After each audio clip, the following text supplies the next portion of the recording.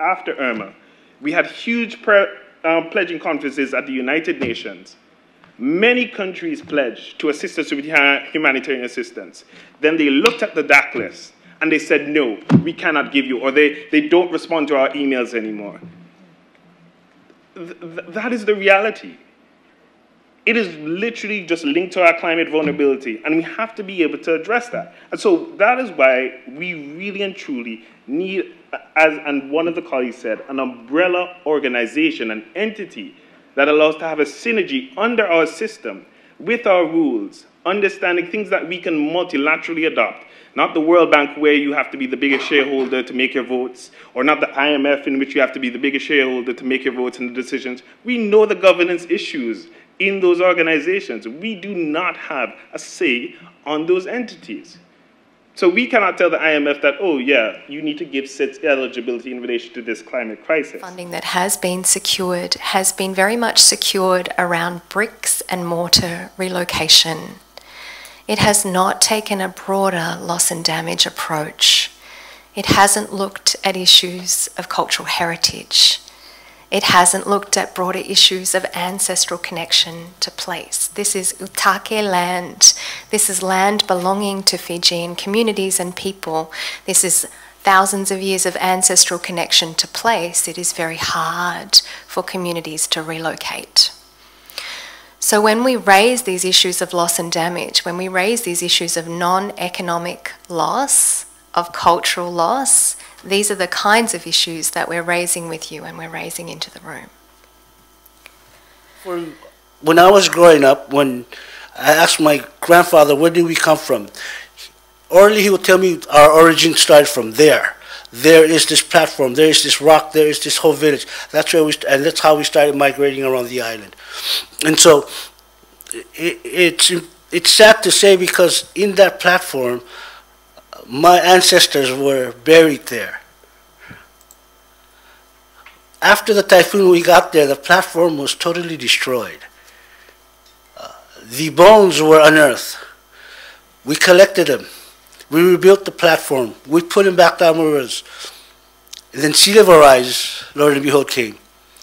It has destroyed that platform and has totally decimated those ancestral bones that we hold dear, because in the islands, where you come from matters.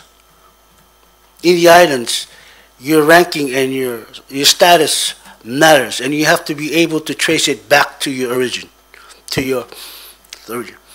And so we have the Micronesia Challenge. We have an endowment fund, but we have received from the private sector, but we have not received from countries. These innovations that we talk about, it's something that we, the small islands, especially Palau, that we know it works for us. It's sad to say, but in most cases, funding comes, it's a donor-driven issue. It's not driven by us, the people that need it the most. For us, rebuilding is not a short term, it's a long term. I'm coming from an island of 108 square miles. 108 square miles. We are well aware a hurricane is coming at us. What are we going to do? Pick up? And a hurricane is 4 times, 10 times the size of us. So what are we going to do? Pick up and go to another country so in order to save the lives of our people, or move our assets outside of the island? Is that what that, because we understand early warning systems. I come from a country where I've known climate change, hurricanes all my life. But what I'm noticing now is they're more frequent and they're more potent, they're more intense. And we cannot bounce back. We don't have the fiscal space, the capacity to deal with that. So we do innovate. We work really hard to innovate with what is available in this space. But let me stress, while we have stories of success and while we have stories of resilience, these wins are on a very small scale relative to the scale of need. We are innovating, we are piloting, we are attempting with very small amounts of money to do the things that our communities and villages require of us. And this is something that happens across the Pacific.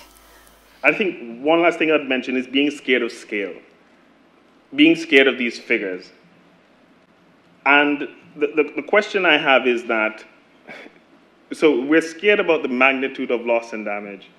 We're already financing it nationally. And the reason why we're not going to give more funding for loss and damage is because we're scared of the scale of loss and damage. Even saying it just completely, it perplexes me. It's a conundrum. So what are we then to do? You know, what do we have? And we talk about the 21C. Let's talk about 21C in the aspects of the trillions of fossil fuel subsidies that a lot of G20 countries around the table still spend right now. Trillions of dollars that could be in loss and damage. That's scale, right? That is scale. That is the exact opposite of net climate finance. What I would love to see is that this is not just a humanitarian approach, that it doesn't end when the crisis phase ends, but that we can channel money to individuals and communities so that they can start to transform their livelihoods away from those livelihoods that are lost into livelihoods that may be sustainable into the future. And even before I came, there was torrential rain, and it rained for a whole month. And so you could see crops being destroyed. Food security has been compromised right now in Palau. Traditional food that we depend on. And when that happens, then we have to depend on imports. And with the world crisis right now, imports are going to be very expensive. And they are expensive. And so we'll be dependent on other food sources that are not necessarily healthy for us. We'll depend on cheaper food sources that it's imported, that when we do eat it, and then we have NCDs, which is a common case in the Pacific, because now we have to depend on some of these imports.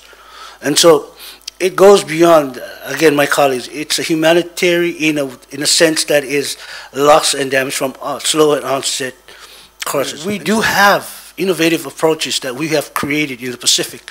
It's just getting donors to come to the table and for once agree to our principle that we know what works best rather than them driving telling us that you can get this money if you do this and this and that. No. If you give us the money, let us prove it to you that we can make it actually succeed. So that's the experience I wanted to share.